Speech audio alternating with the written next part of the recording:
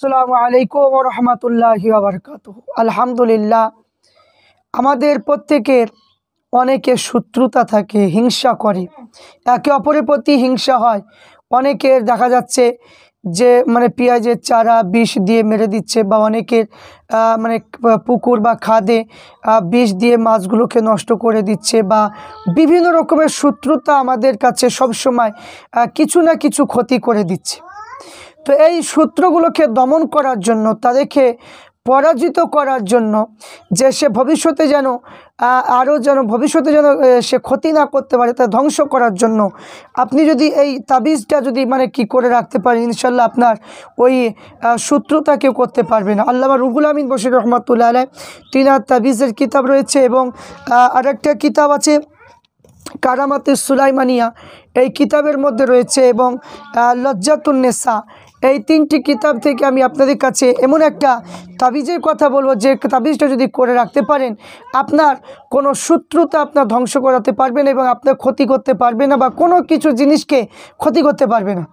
তো আমরা প্রত্যেকেই আমাদের কেউ না কেউ আমাদের শত্রুতা আছেই, আমাদের ক্ষতি করছেই, প্রায় ক্ষতি করছে। তো আমরা সেগুলো কি করে আটকাবো, সেগুলো কি করে আমরা ঠিক করব, এগুলো আমরা অনেকে হতাশা হয়ে যায়। তাই এখানে আমি বলবো যে আপনারা 5 ওয়াক্ত নামাজ পড়ুন, এবং 5 ওয়াক্ত নামাজ পড়ুন, এবং আমল করুন, এবং তাহাজ্জুদের নামাজ পড়ুন, আমল করুন। করার পরে আপনারা যে নকশাটা বলবো, এই নকশাটা যদি আপনারা লিখে রাখতে পারেন, তাহলে ইনশাল্লাহ কোনো শত্রুতা যদি থাকে, কোনো ব্যক্তি আপনার কেউ ক্ষতি করতে পারবে না, এবং কোনো কিছু ক্ষতি করতে পারবে না।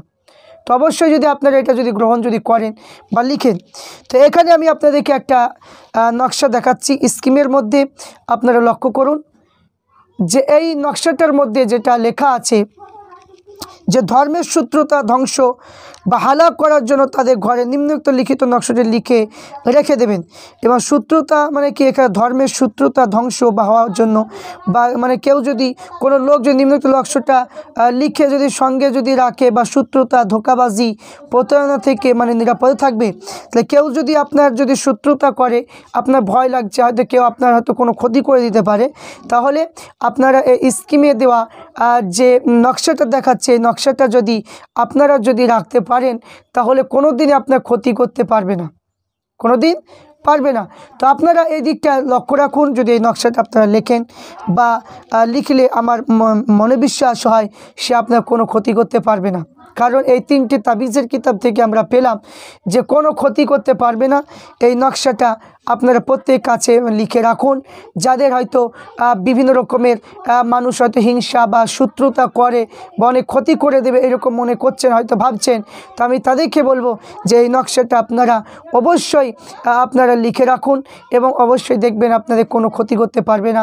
প্রত্যেককে বলবো এইরকম যদি আপনারা কোনো প্রয়োজন যদি থাকে, কোনো বিষয় যদি তাবিজে প্রয়োজন হয়, আপনারা বলতে পারেন, বা আমার কমেন্ট বক্সে লিখবেন। আমি আপনাদের কাছে সেই সম্পর্কে আলোচনা করব, এবং আপনাদের দেওয়ার চেষ্টা করব। এবং যে সমস্ত মানুষ বলে যে এগুলো হচ্ছে ভুংভাং কথা, এগুলো মানা যাবে না, এরা হচ্ছে আহলে হাদিস লা মাযহাবি, এদের কথা শুনবেন না, কারণ এরা মাযহাবকে মানে না, এরা এই সমস্ত জিনিসগুলোকে মানে না।